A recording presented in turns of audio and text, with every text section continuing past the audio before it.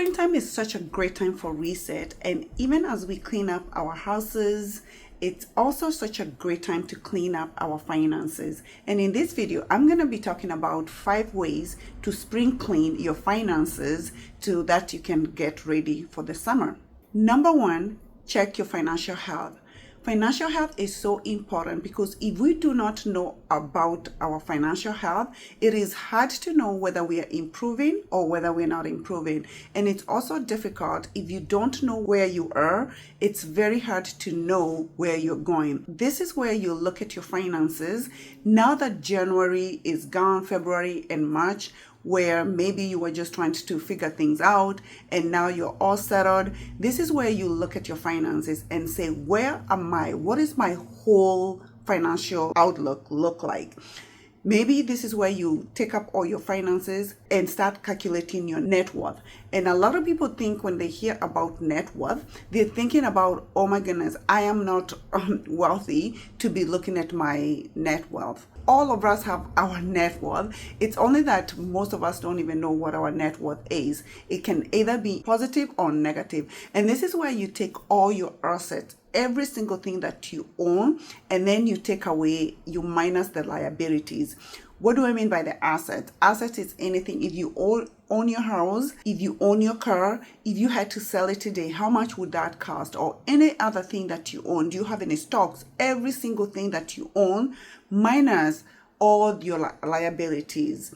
Let's say you have credit card debt. Let's say you have school loan debt.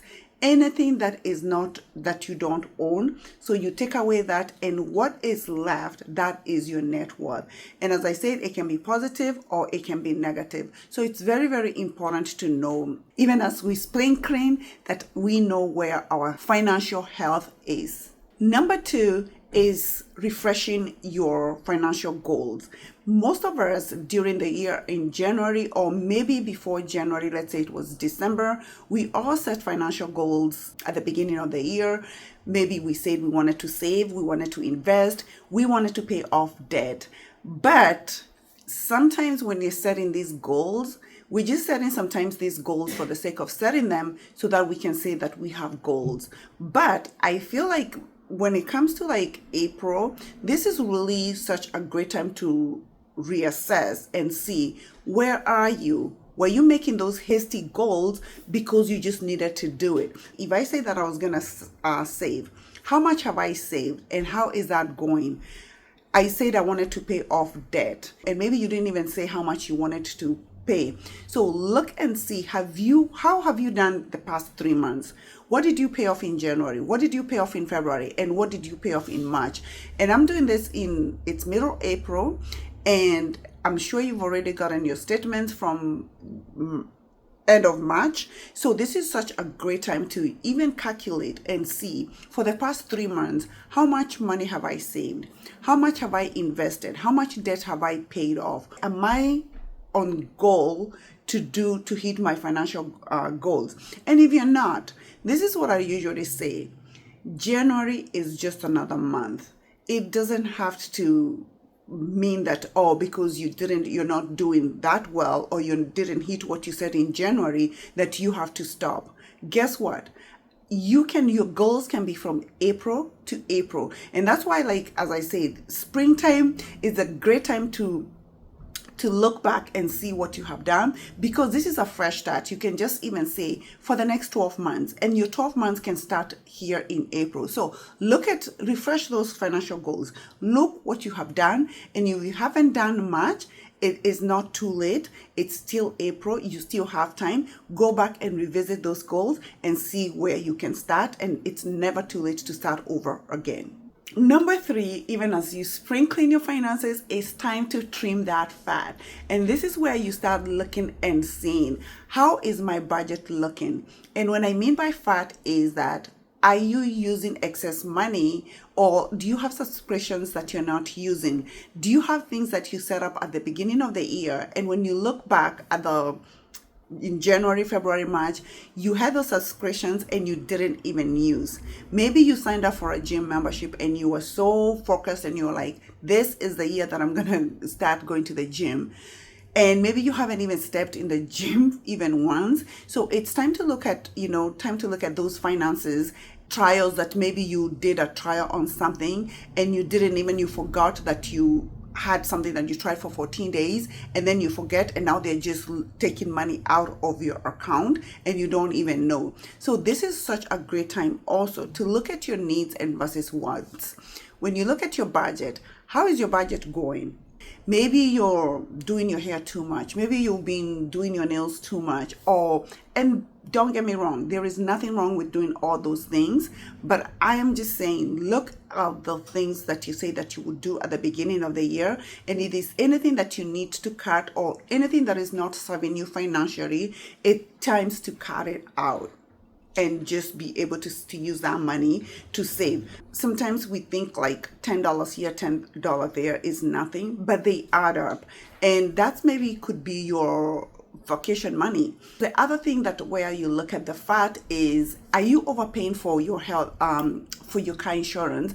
Are you overpaying for your cell phones? And I'm advocate of doing this at the end of the year. But guess what? There is nothing wrong with, like, if you didn't get to do it at the beginning of the year or the end of the last year, this is such also a great time. Like, if you're overpaying for your cell phone, it's time to shop around and see, can I cut this bill maybe in half, or can I save at least even $30 if I switch to my competitors? If you have cable, do you need to cut the cable and maybe switch to another streaming service? Or if you have streaming services, are you utilizing all of them, or are you just watching one thing and you have all these streaming services that you're not using? If it's your car insurance, are you overpaying? And maybe it's time to negotiate or call your insurance agent and say maybe it's time to look things around and see whether you can lower your premiums. So there is so much that you can do to trim the fat. And it's amazing sometimes I have done this, and sometimes you find $50 here, $100 there. And if you add $100 or $50 every month, that's like $1,200 a year. Or if it's 50, that's $600. And that's something that can be able to move a needle in somebody's account. Number 4 is start a sinking fund. This is such a great time, as you do your spring cleanup on your finances, to set up that sinking fund. A lot of us, it's spring, the weather is looking good, and then maybe we're even planning for a summer vacation. We already know that Christmas is coming, these holidays, these birthdays, all these things that maybe we want to do outside now that it's warm. But we have no plans. We don't even know where that money is going to come from. Maybe we're just thinking we're just going to swap our cards. But this is such a great time also to start that sinking fund that you have been putting off. And what do I mean by sinking fund? This is where you set a certain amount of money for your things that you already know that you want, but those things come every year. But every time they come, you don't have the money, or you are forced to use a credit card. So because you know that Christmas is coming, if you celebrate Christmas, or if you buy people gifts, or if you know you're going somewhere, start putting a certain amount of money. As I said at the beginning, when you look at your financial health, how is your budget? Can it allow for you to have something put aside? And this is such a great time, even forcing yourself, when after you look at the fat, after you trimmed the fat, the money maybe that you found, you could be using that money and putting it away for your vacation or for the things that you want to enjoy over the summer. So start it right away. And the best thing to do this is automating it. You know me, I'm the automation queen. I love automating things. Just even if it's $50, let that $50 be automatically be transferred into account that you're not going to be using. And when your paycheck comes, or when your funds come, wherever they're coming from, it's already automatically taken on your payday, that you're not even thinking about it. Because when you don't see it, then you're not thinking about it. And the amount of money that you get once that is taken out, that is the amount that you think that you have, and this is the sinking fund is taken out and you have forgotten about it. So do not forget that sinking fund. Number 5 is check your credit.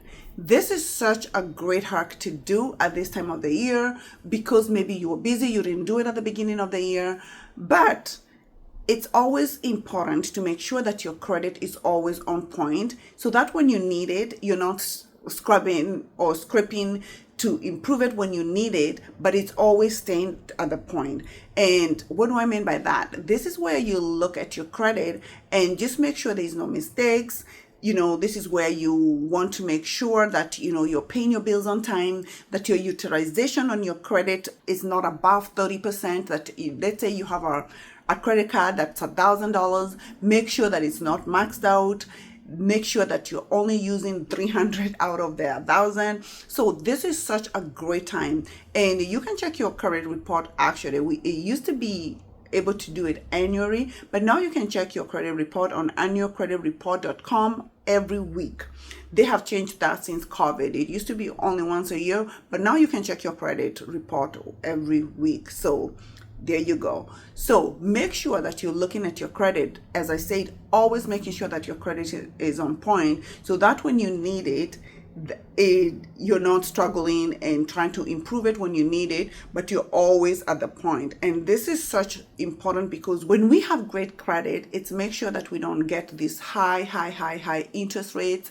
If you're looking to buy a house, this is also a great time for you to start improving your credit. And if you need to improve your credit, find a ways, are there ways that you can improve your credit? Maybe your credit is not great. Maybe you need to start rebuilding it. You can even start with with a small credit card, that if you don't have any credit, maybe start small. Maybe you can have somebody add you to their card as an authorized user. So just make sure, as part of your spring cleaning, that you're checking your credit. Let me know, what are you going to be doing on these 5? Which one are you going to make a priority? I want you to make all of them a priority, but which one have you not done, or which one are you going to start working on? Thank you so much for watching. Don't forget to like and subscribe, and I'll see you in my next video.